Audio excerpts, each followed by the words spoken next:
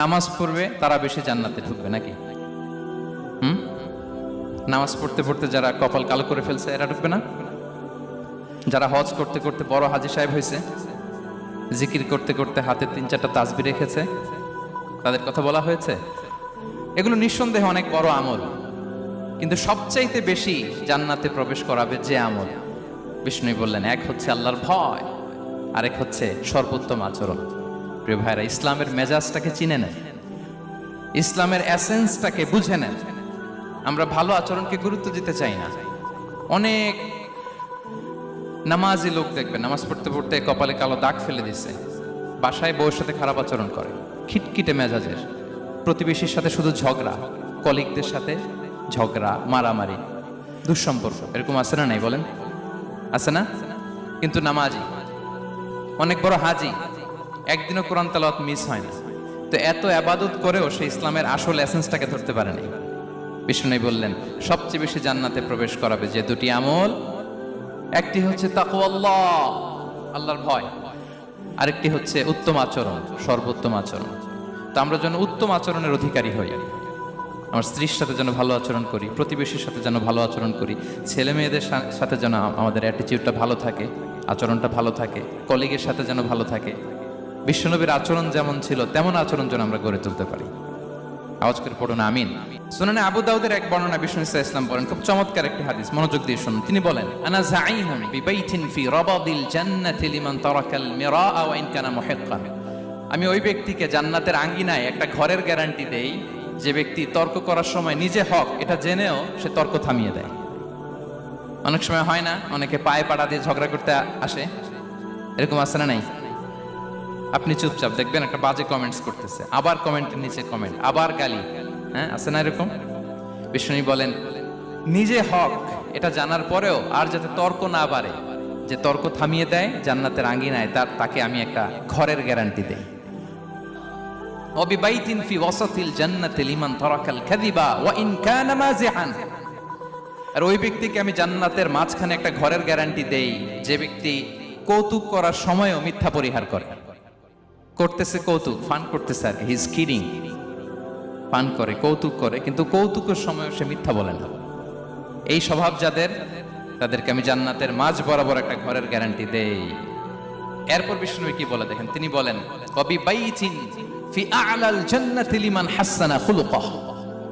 আর জান্নাতের একেবারে highest peak of paradise, জান্নাতের সর্বোচ্চ স্তরে আমি একটা ঘর বা একটা বাসভবনের গ্যারান্টি ওই ব্যক্তিকে দেই যে তার আচরণটা সুন্দর করেছে,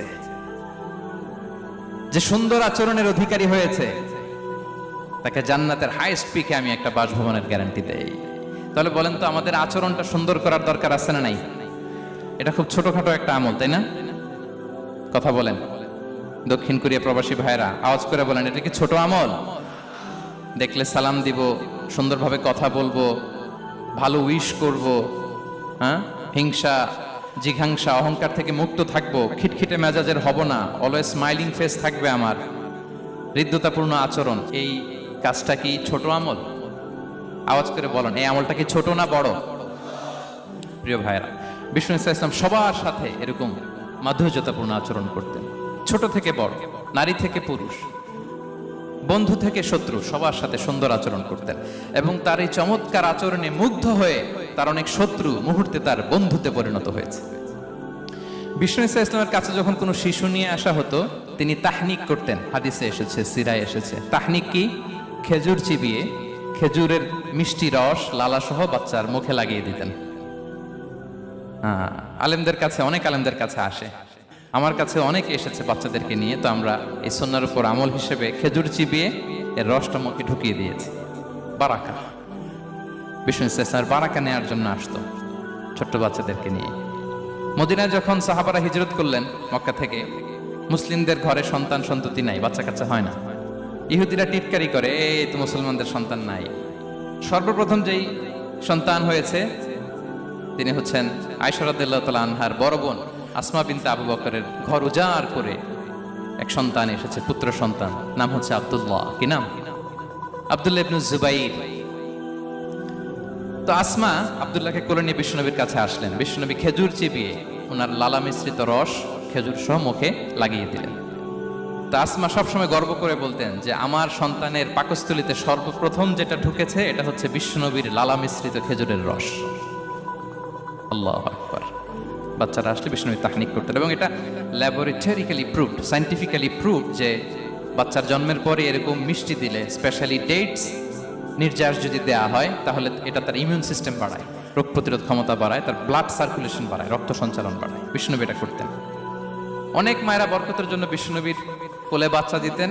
অনেক বাচ্চা বিশ্বনবীর কোলেই পেশাব করেছে, হাদিস সাক্ষী। ওখান থেকে মাসালা এসেছে, মেয়ে বাচ্চা পেশাব করলে কিভাবে ক্লিন হবে, ছেলে বাচ্চা পেশাব করলে কিভাবে ক্লিন হবে। বিশ্বনবী কোলে নিয়েছেন, পেশাব করে দিছে ভরায়। আল্লাহু আকবার। বাচ্চাদের মাথায় তিনি হাত বুলিয়ে দিতেন। যেই বাচ্চার মাথায় বিশ্বনবী হাত বুলাতেন, ওই বাচ্চার মাথায় খুব বেশি বেশি চুল গজাতো। সুবহানাল্লাহ পড়বেন না? এক ভণ্ড, সেও ছিল নবী দাবিদার, মুসাইলামাতুল কাদ্দাব। সে নবীকে কপি করত, নবী যা যা করতো তাই করত। তো সেও তার এলাকায় অনেক বাচ্চাদের মাথায় হাত বুলাই দিতে শুরু করলো, যে মোহাম্মদ বাচ্চার মাথায় হাত বুলালে বাচ্চার মাথায় চুল বড় হয়, আমিও তাই করব। সে বলতো আমিও নবী। সে বলতো নবু আনিস শুনলি ওয়ানিস শুনলাকে মোহাম্মদ, হে মোহাম্মদ, নবু তোমার অর্ধেক আমার অর্ধেক। কি মামুর বাড়ির আবদার দেখছেন? বলে আমারটা আমাকে বুঝিয়ে দাও। তো নবীকে কপি করতো। বিশ্বনবী কুয়ার মধ্যে লোনা পানির কুয়ায় থুতু ফেললে মুহূর্তে লোনা পানির কুয়া মিঠা পানির কুয়ায় পরিণত হতো। তো এই বদমাসটা যখন কপি করে থুতু মারছে ওদের এলাকার কুয়ায়, ওটা ছিল মিঠা পানি, ওটা মুহূর্তের মধ্যে লোনা পানির কুয়া হয়ে গেছে।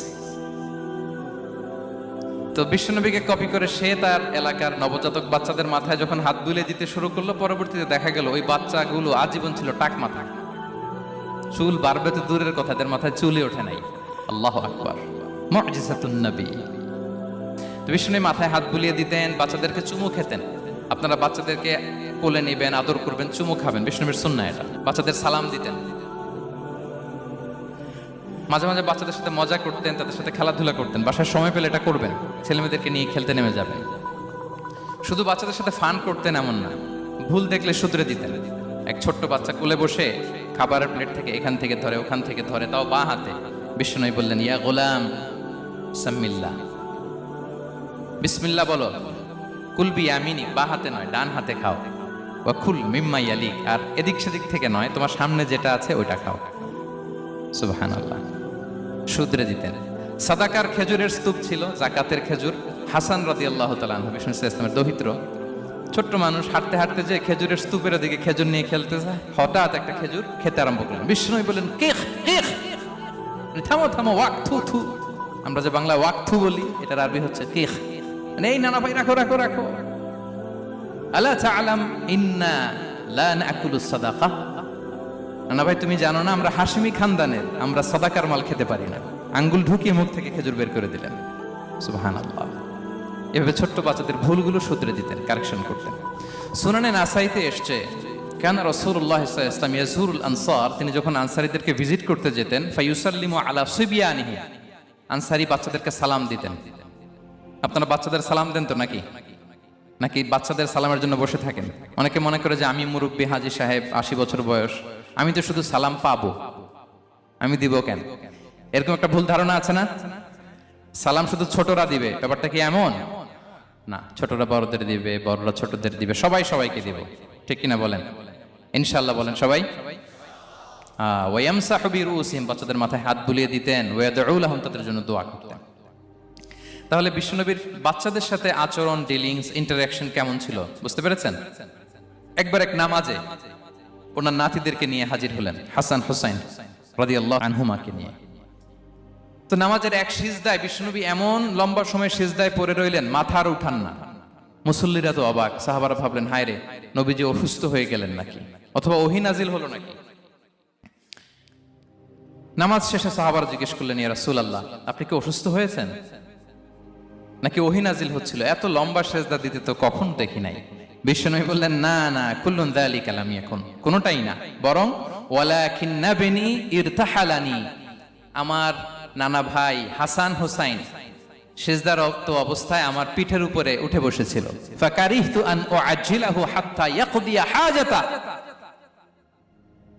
আমি উঠে গেলে তাদের ডিস্টার্ব হবে, এজন্য সিজদায় পড়েছিলাম। যতক্ষণ তাদের পিঠে উঠে খেলতে মনে চেয়েছে তারা খেলেছে, তারা নেমেছে, তারপরে সিজদা থেকে মাথা উঁচু করে দাঁড়িয়েছি। সুবহানাল্লাহ বিহামদিহি। কিন্তু আমরা কাঁধে নিয়ে খেলবো তো দূরের কথা, আমরা অনেকে বাচ্চাদেরকে মসজিদে দেখলেই রেগে যাই, আছে না নাই? অনেক মুরব্বীরা আছে মসজিদে বাচ্চা দেখতে পারে না, দেখবেন হ্যাঁ, খিটখিটে মেজাজের হয়ে যায়, রিয়্যাক্ট করে। আলহামদুলিল্লাহ গত অনেক বছর ধরে বাংলাদেশে এটা নিয়ে আমরা কন্টিনিউয়াসলি বলেছি যে না, শিশুদেরকে আপনারা মসজিদে আসলে ধমক দিবেন না, ভুল করলে, আওয়াজ করলে, চিৎকার করলেও তাদেরকে বকা দেওয়া যাবে? বলেন। আজকে যদিও বকা খেয়ে মসজিদ থেকে ফিরে যায়, আর কোনোদিন মসজিদের দিকে পা বাড়াবে? ও যাবে ক্লাবে, হ্যাঁ, ও যাবে গানের কনসার্টে, আর ফেরাতে পারবেন মসজিদে? আর আসবে না। খবরদার, আপনার একটা ধমকের কারণে মসজিদমুখী কোনো শিশু যেন অন্যদিকে না যায়। বুঝাবেন যে আব্বু এটা আমাদের ইবাদত গাহ, পবিত্র জায়গা, এখানে দুষ্টামি করতে হয় না, আওয়াজ করতে হয় না, আল্লাহ তোমাকে অনেক গুনাহ দিবে। গুনার ভয় দেখালে কিন্তু বাচ্চারা আর দুষ্টামি করে না, দেখবেন। ঠিক কিনা বলেন?